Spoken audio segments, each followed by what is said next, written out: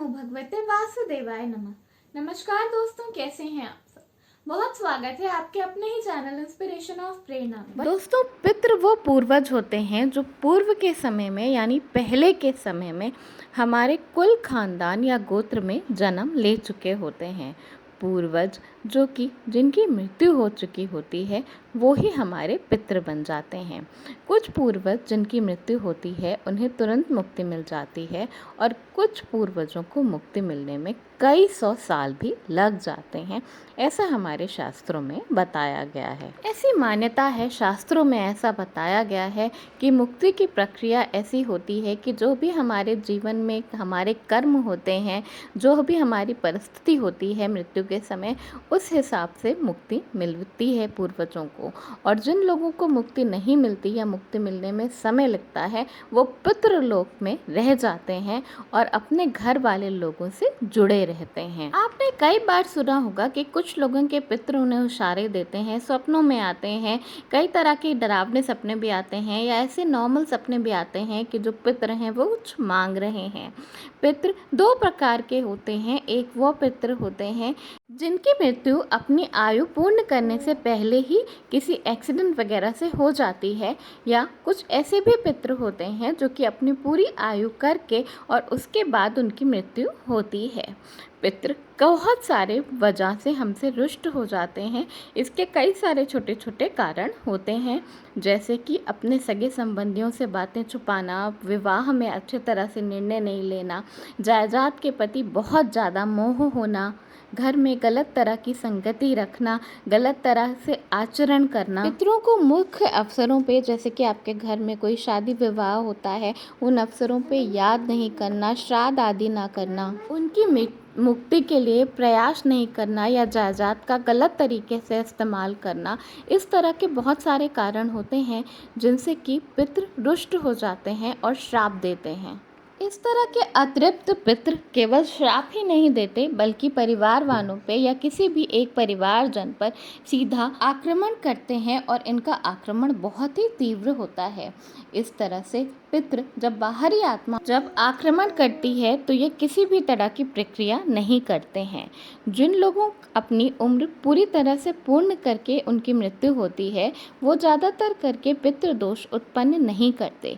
वो पितृदोष तभी उत्पन्न करते हैं जब घर में कोई ऐसा कार्य करा जाए जो वर्षों से चल रहे आ रहे कर्मों से अलग होता है, या कोई ऐसी परंपरा है जो सदियों से निभाई जा रही है और उन्हें तोड़ दिया जाए, घर के लोगों का आचरण गलत हो जाए, तो फिर ये पितृदोष बनाते हैं। इनके दोष क्या होते हैं, जैसे कि लोग कहीं और किसी और धर्म में शादी करने लगते हैं, या अपने कुल देवी देवताओं को छोड़कर किसी और कुल देवी देवताओं की पूजा करने लगते हैं, या पूरी तरह से अपने देवी देवताओं की पूजा करना छोड़ देते हैं। तो इस तरह के पितृ जिनकी आयु पूर्ण हो चुकी होती है वो भी पितृदोष उनसे भी उत्पन्न होने लगता है। इस तरह से जब पितृदोष उत्पन्न करते हैं तो वो पीढ़ियों तक रहता है। बहुत सारे लोग ऐसा सोचते हैं कि उन्होंने गया जाके श्राद्ध कर दिया या किसी अन्य तीर्थ स्थल पर जाकर श्राद्ध कर दिया, उसके बाद भी उनके पितृ अतृप्त क्यों हैं। तो ऐसा होता है कि इस जन्म के जो आपके पितृ हैं उनका तो आपने श्राद्ध कर दिया, लेकिन पूर्व जन्म के जो पितृ होते हैं उनका ऋण, उनका उपकार भी आपके ऊपर रहता है।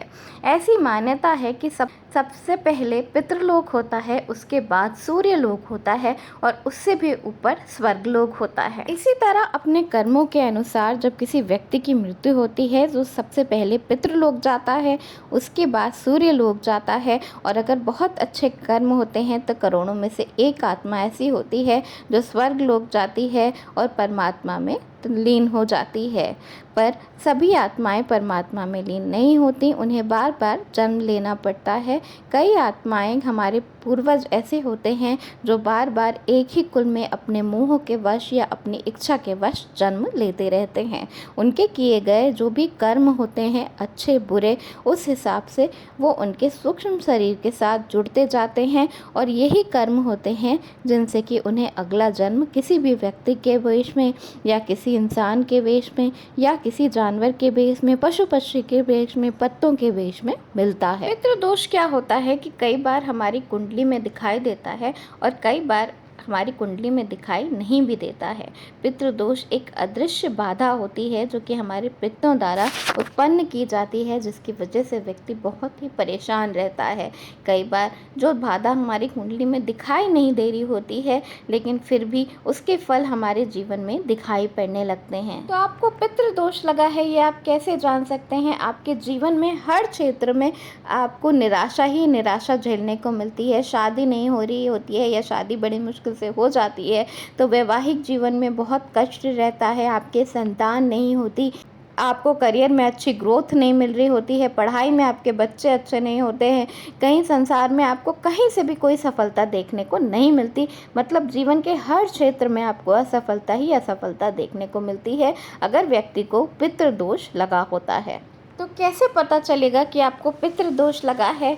जैसे कि सबसे पहले जब आप अपने घर पे काम करके लौटते हैं, घर बंद होता है और आखिर अपने आप घर का दरवाज़ा खोलते हैं तो आपको डिप्रेशन सा होने लगता है। आपको लगता है घर में मनहूसियत सा है, घर में आने का मन नहीं करता, किसी से मिलने का मन नहीं करता, यहाँ तक कि व्यक्ति डिप्रेस्ड रहने लगता है। बहुत बड़े फंक्शन में, शादी में भी जहाँ बहुत सारे लोग इकट्ठा होते हैं वहाँ पर भी उसको अकेले रहने का मन करता है, याददाश्त जाने लगती है, याददाश्त कमज़ोर होने लगती है। जब आप घर के बाहर रहते हैं तो तब तक तो सब ठीक लगता है, जैसे ही घर में जाते हैं वैसे ही आपको घबराहट सी महसूस होने लगती है।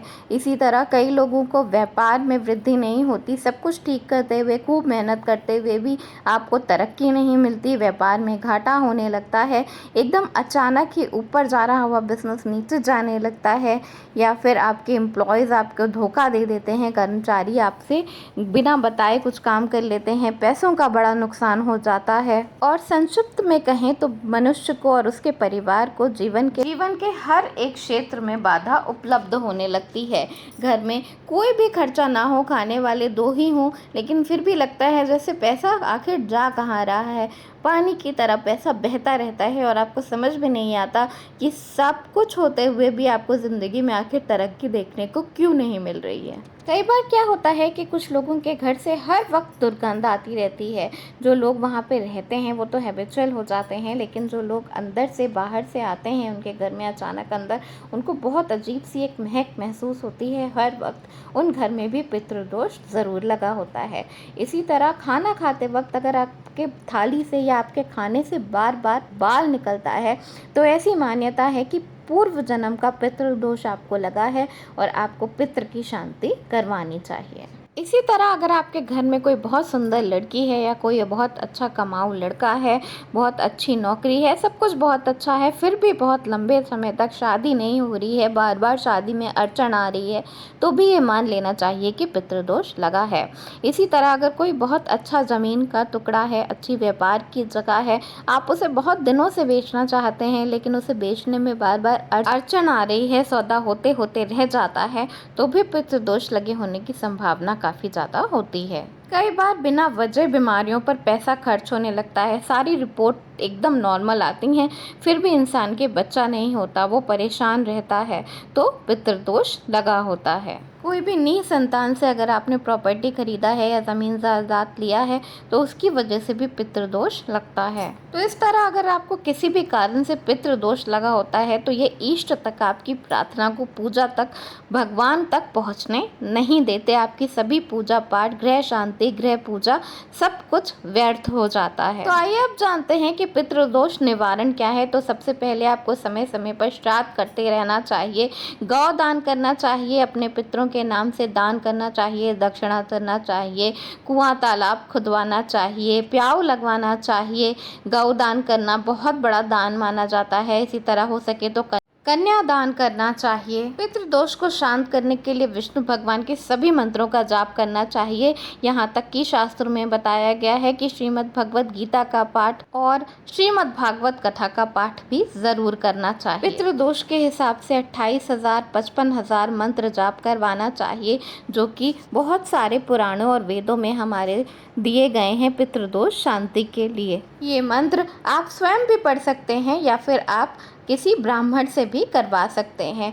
इसी तरह आपके घर में कोई पूजा पाठ होए या अमावस्या तिथि पर अपने पितरों के नियमित आपको दान दक्षिणा ज़रूर करनी चाहिए, प्याऊ ज़रूर लगवाना चाहिए, इससे पितृ तृप्त होते हैं। अमावस्या के दिन गाय को खाना निकालने से यानी कि 1 रोटी बूरा घी गाय को दान करने से भी आपको पितृ दोष से मुक्ति मिलती है। इसी तरह आपको अपने माता पिता सास ससुर सभी का मन से आदर करना चाहिए और कोशिश करना चाहिए कि आप उनकी आवश्यकताओं की पूर्ति करते रहें।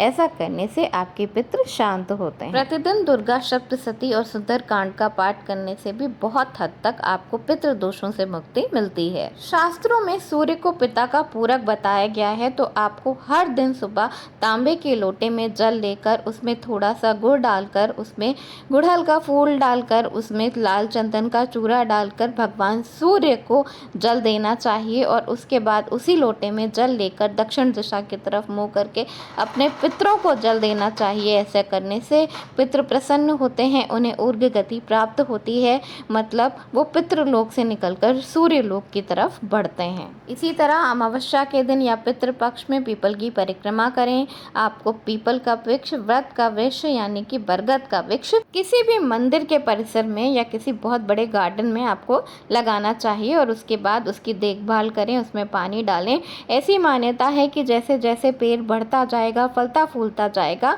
आपके पितृ दोष अपने आप दूर होते जाएंगे, आपके पितृ शांत होते जाएंगे। जो भी आपके घर में जल रखने का स्थान होता है या कुआं है या आपके घर में तालाब है या आपके घर में जो नल रखने की जगह है या सिंपल सा आपके घर में जहाँ पे भी आप पानी रखते हैं, उस जगह को बिल्कुल साफ सुथरा स्वच्छ रखना चाहिए, क्योंकि वो पितरों की जगह होती है।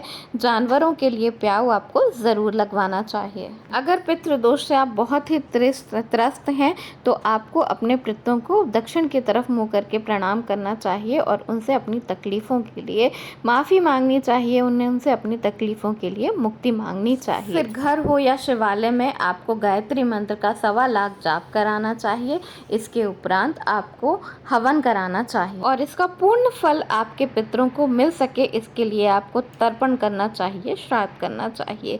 इसके अलावा आपकी कुंडली के अनुसार जो भी आपको पितृ दोष हो उसके अनुसार आपको शांति करानी चाहिए किसी योग्य पंडित से, जिसे संपूर्ण जानकारी हो। इसके अलावा अपने कर्मों को अच्छे तरीके से करते रहने से, अपने घर की स्त्रियों को प्रसन्न रखने से आपके पितृ प्रसन्न होते हैं, पितृ दोष दूर होता है। दोस्तों, कहते हैं अगर देवता रूठ जाएं तो उन्हें मनाया जा सकता है, लेकिन पितृ रूठ जाएं तो उन्हें मनाना बहुत ही कठिन होता है। इसलिए अपने पितरों को खुश रखने के लिए जो मैंने उपाय बताए हैं, उनके साथ साथ आपको किसी योग्य पंडित को अपनी कुंडली ज़रूर दिखा देनी चाहिए। या अगर आपको ऐसा महसूस होता है कि आपके ऊपर पितृ दोष लगा है, तो उन पितृ दोष की शांति के लिए किसी योग्य पंडित से आपको जप हवन तप ज़रूर करवा लेना चाहिए।